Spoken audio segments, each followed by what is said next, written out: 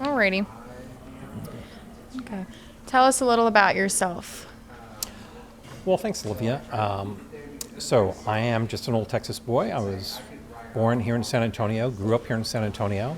I went to John Jay High School, and I was fortunate enough to get a scholarship, so that allowed me to go to college, because otherwise I probably wouldn't have been able to. Did my undergraduate work here in San Antonio at Trinity University. When I graduated, I left and moved to New York for a while. I was a stockbroker, and I quickly realized that I have more ethics than they were allowing at that time. Right. So decided that, hey, I need to have a lot more managerial experience. And at that time, the Navy came along and said, hey, Jim, we'll give you all the managerial experience you want and let you fly jets off of aircraft carriers. So I said, sure, let's go do that. So if you ever saw the movie Officer and a Gentleman, I did that kind of thing. It was exactly the same, except it was in Pensacola, Florida instead of Washington. And there was a lot less sex and a lot more push-ups involved. So did that for a while. Actually retired from the Navy. One of the things that happened while I was in the Navy, I did a lot of writing and about various classified things. And the plane that I flew did a lot of reconnaissance and surveillance. So that got me into the intelligence arena, and I ended up being asked to be deputy director of what's essentially a top secret government think tank, and then went from there to another government program and was there for a number of years. So then I removed myself from all the government service and sort of went into the private sector. I started doing IT consulting like people do, and was consulting for a lot of big organizations. I left the first company that I was working with, then went to another IT company, and we helped grow that to a 9-figure business, and we got acquired. Wow. So now I have a non-compete in the technology sector, so I opened an advertising firm. So I think within 3 to 4 months, I had my first Fortune 500 client, and that one led me to my second one at about the 6 or 7 month period. And then at some point or another, I think we worked with all the Fortune 500 companies and stuff. So we grew that business. We went ahead and sold that to other partners, and I started a auto race sanctioning body. So I put on auto races all over North America, and here in the U.S. and up through Canada. And during that time, we were able to convince Dodge that they needed to make 50 race Vipers for us. And so we took that, sold those cars, and we kept one of them. And we had a TV show for 3 years called the Dodge Viper Cup. And what we did with the one that we kept, we were able to take that and we would invite different celebrities. You know, we had Goldberg and Corey Hart and a whole bunch of different folks. Yeah. And they would come out and we would teach them how to race a car, and then they would inevitably go out during the race and wreck the car. So it made great TV. Yeah. So we did that for 3 years, then sold that business, and then I just raced myself professionally for a number of years.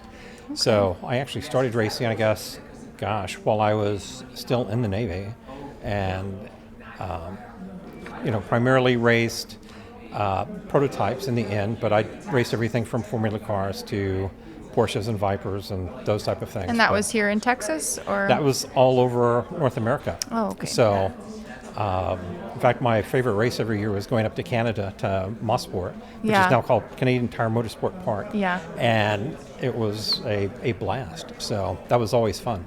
That's awesome. But anyway, we raced for a while, and then I decided that, hey, what's my next thing that I'm going to do? And so we started looking around. We wanted to have a business that we could be in the community, and I wanted to get back to San Antonio. And so I was looking around, and we fell into co-working and figured out that might be a good thing to do, and ended up coming here. And so that kind of leads in, I guess, to what my next question was why did you choose co-working after everything that you just explained? Well, there were a couple of reasons. One, I think co-working now is on the precipice of what is really going on with the economy and with work today. It gives people a flexible space to work out of and grow their business. I think that it's going to be one of those things that is at the beginning of its growth cycle. So we thought that would be a great place to start. Yeah. And then why San Antonio?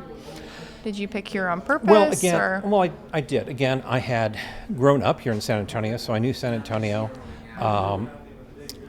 It's a great place to live.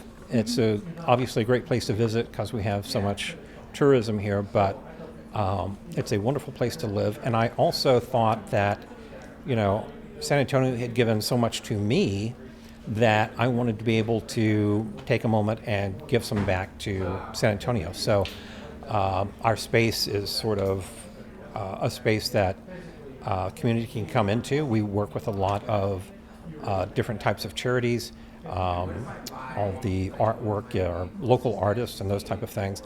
And San Antonio at the time that we opened really didn't have a modern contemporary space. So we thought, why not do that ourselves? Yeah. And then is there a reason why you chose Venture X specifically, or were there other things you were considering, or how did that kind of play out? Yeah, I mean, that's a great question. The interesting thing about Venture X is that it's actually a franchise organization. Okay.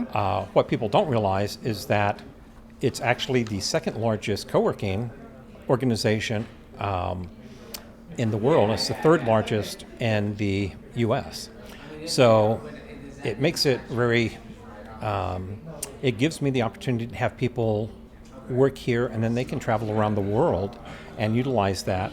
The other thing that I thought of is because it's a franchise organization, I didn't have to recreate the wheel again. So I had done that with multiple businesses, and now I was, I guess I've gotten slower in my old age. So I didn't really want to go through all of that again. That so whole process, I said, hey, we'll take our model, and then they were very kind for us to adapt the things that we wanted to do into their franchise model. So we don't look like any of the other Venture X franchises, and kind that's of make it by your design. own. Yeah, and really for San Antonio as well. And how would you say workspace or the workplace is evolving in general? I think work is becoming much more flexible by default nowadays. You can't have the same type of work environment that we've had for years. We've had a couple of different ages. We had the agricultural age, we had industrial age, we've had the office and computer age. And I think right now we're getting to a post-office economy, and I think it's going to fundamentally change the way that work evolves. I think AI now is moving from, an experiment to an everyday tool. People are just going to use that in their everyday work. And I think humans are going to be much more used for their judgment, for their creativity, and those types of things. So they don't have to do those repetitive tasks that they were doing in the past. And I think you're going to find that, people's skills are going to matter much more than their job titles. So the actual workforce is going to be very different than it has been for many, many years. It's not going to be, hey, I'm going to grow from, into a manager position and then a senior manager position and then a general manager position and then director and that type of thing. I think it's going to be much more focused on what types of things are you actually able to provide the organization, and those things will be the key things that you'll do. And as you grow, you're going to want to acquire new and better skills. And I think that will be one of the things that's going to, separate people from their peers as you go forward. Yeah. And how would you describe co-working in that would maybe better suit an environment like that? Yeah, I mean, that's a great question. It's in a flexible environment where people are not looking at going to an office all the time, where they're looking at a hybrid type of environment. Co-working is the organization that's really poised to take that on. That level of flexibility? it's the only way you can do that. So Yeah. if you're a organization today, let's say you're IBM and you've got multiple big offices around and that type of thing, we had COVID that happened, so people went and worked from home, and now Right. people don't want to come back to the office Full time. and they don't want to go to a specific place in town, Yeah. that type of thing. So if you can have suburban centers where people can go and they can work within their team, then that's what people would like to do. For newer businesses, there's a whole bunch of flexibility that's built into there because, one, it's vastly more cost effective than going and renting your own building, furnishing it with all of your own furniture. You don't have to have a Less conference room overhead, right? Oh, yeah. Yeah. Absolutely, because a typical office has a place for reception. It's got a place where your coffee pot goes and your printer goes. You've got conference rooms, and none of those are used all the time. So here you can just basically have your office, and then all of those other things are aggregated against 100 other businesses. So I can make that work for everybody.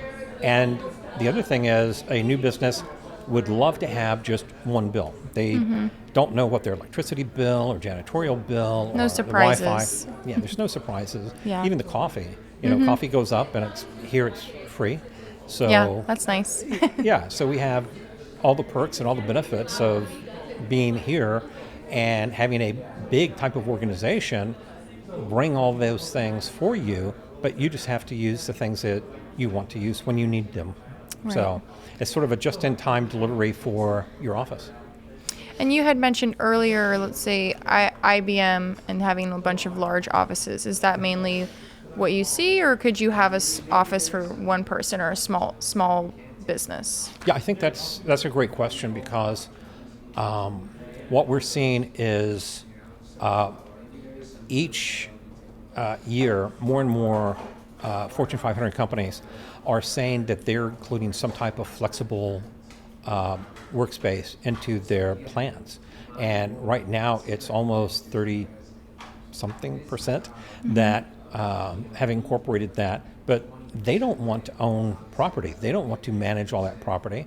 For them, that is not a good use of their capital either. So they'd rather be able to spend that on development, on marketing, those type of things. So if they Right. can get rid of the buildings and they can bring their people to someplace like this, then it makes a lot of sense for them. And it becomes more cost effective. On the other hand, though, if you're a new business, you can come here. Again, it's more cost effective. But the other thing is that, hey, I'm a new business, but I need bookkeeping, or I need accounting, or hey, I need an attorney.